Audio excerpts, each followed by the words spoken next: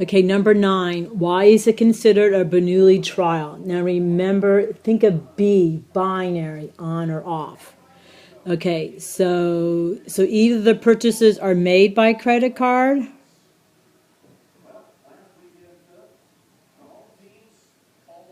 either by credit card or they're not. Right? Either they are or they're not. What's the probability that your fourth customer is the first? Okay, so do you see that this is geometric? Now, it's about the notation too. It's not just getting the correct function. It's about the notation. So you have to tell me the probability of x is equal to 4 is equal to, now, so we're going to do failures first. So that's what, 0.38? So that means 3 times it didn't happen, and then the last time it did happen. Okay, now these I just think are just easier to do on my calculator. Third times 0.62. So I get 0.034. Okay, the last one is O. I want 4 decimal places.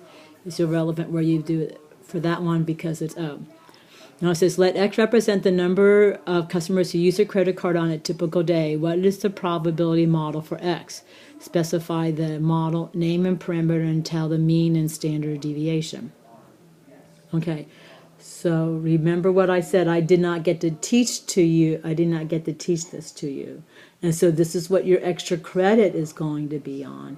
And so I'm going to do this problem anyway because a lot of you guys are going to need help with the extra credit.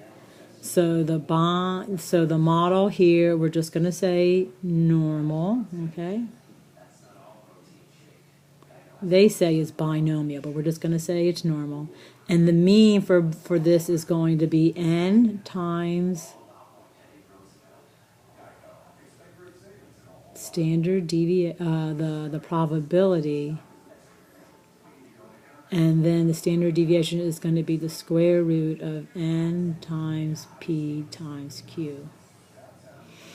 Okay, what is the probability on a typical day at least half of your customers use a credit card? So this is a probability that X, does it say half? Okay, on a typical day you make 20 sales. So this is going to be 20 times 0.62. And this is going to be 20 times 0.62 times 0.38. And then you take the square root. Okay, I'm going to turn this off and figure out what that is. Okay, so the mean is going to be 12.4 sales. And remember, there's always going to be units when you give me mean or standard deviation. And when I did the square root of 20 times 0.62 times 0.38, I got 4.71. It's going to be 2 decimal places, and remember they have units. Okay, so here they want to know what is the probability on the typical day that at least half of your customers use this. So you know that have to at least is going to be greater than or equal to 10. All right, so this is the probability that, so excuse me, okay. What we're going to do here is we're going to use this information, so we're going to do a normal distribution. So I'm going to do this up here, where my mean is going to be 12.4 and my standard deviation is going to be 4.71, and we want to know about 10, so here's 10. Alright, and so we got to do our z-score, which is equal to 10 minus 12.4 divided by 4.71. So 10 minus 12.4 divided by 4.71, and I get negative 0.59, negative 0.51. So this is equal to the probability that z is greater than negative 0.59. Okay, so then I'm going to go to my graphing calculator and I'm going to go to distributions. Come on, Schwartz, distributions, normal CDF. My lower bound is 10. My upper bound is infinity.